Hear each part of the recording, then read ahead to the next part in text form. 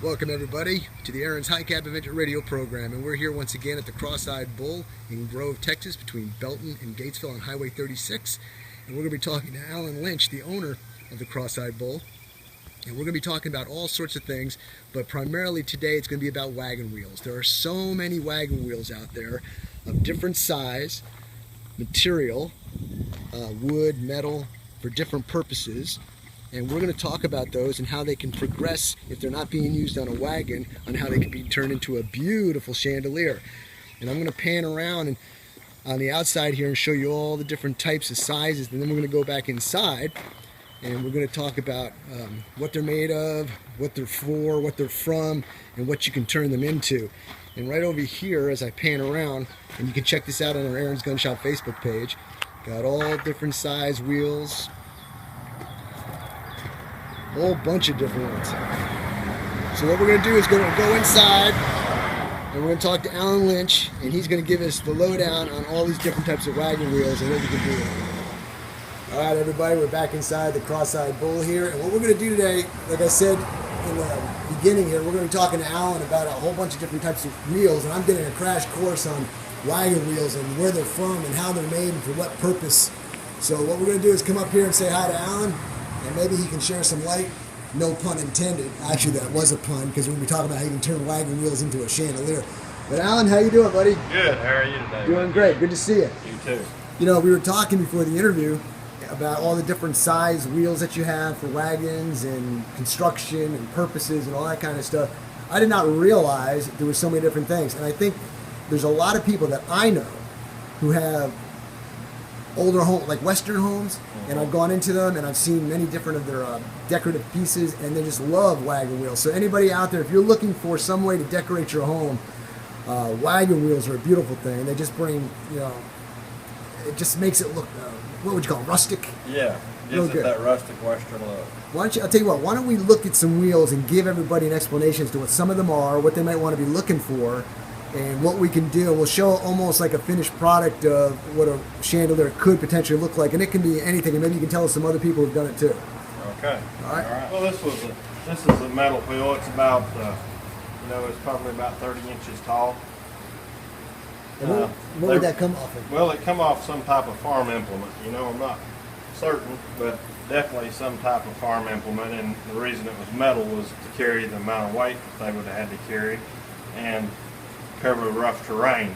You also notice how it has, the spokes are alternating from the sides of the hub around, and that just strengthens the wheel and makes it be able to hold more weight. And what's nice about that, a little sandblast and sand it down, you can paint that a nice color, and you can build a beautiful chandelier, or just leave it as is, as a decorative piece. I know I've got wagon wheels around my shop, or implement wheels, because I think they're metal, so I don't know what you want to call them. Right. How about, now, we've got different sizes, and we've got European, and we got, American, I guess? Why don't you give us an idea of what's going on there? Well, this is a smaller wooden wheel. This would be a European wheel. And the way you can tell the difference in a European wheel and American wheel is by the hub. The European wheels, the hubs are usually flatter, smaller axles. This is also a European wheel, but it most likely came off as an implement wheel of some kind. Went on a piece of farm machinery, farm equipment, something like that. Why? Just because the way the spokes are spread out, or? Well, the hub. You know, American hubs aren't made like that. That's an iron metal hub, and American hubs are all wood. Okay, very good. And that's about what, 36 inch? No. Yeah, it's probably 32, somewhere in there. Okay, you're not finished putting this one together. We're not through putting it together, and we don't have it hung like it would normally be hung, so it's not level, but we just got it hung here to use an example. Well, first of all, what kind of wheel is it? It looks like a European wheel. It is. It's a European implement wheel. It's got the metal hub. You can see where we went in here and measured 3 equal distances, and we welded chain to the wheel on 3 sides. Then we also have a support chain that comes down here that we run our electrical wiring through, kind of disguises it where it doesn't really stand out that much. And then on the bottom you can see where we put the electrical comes right through the hub. Slide, right? The wire runs right through the hub, you know, and that's just electrical How do you attach? How does this stay up there? Just by pulling it taut? We just pull it tight, and it's woven through this chain. Wow, when that's done, what's something like that run?